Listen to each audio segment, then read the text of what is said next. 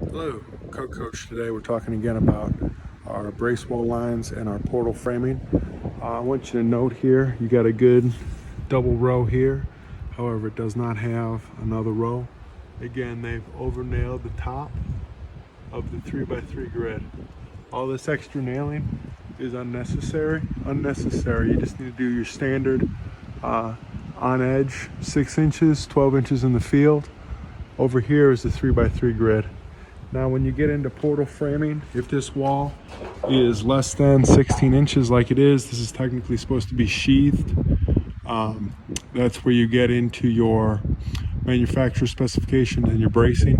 They're also missing a strap that goes from the top of your double top plate down to your jacks.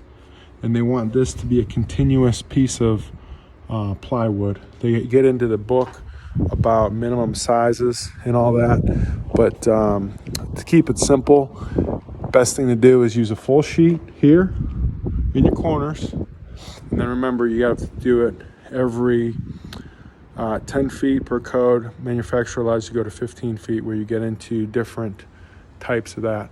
But here you see a little bit better job where they got their 2 rows there and a little bit cleaner, but again, a lot of unnecessary nailing. We're just looking for a clean, 3, 6, 9, and then 3, 6, 9. Wherever you get an intersection like this, you put a nail. And so a lot of unnecessary nails there.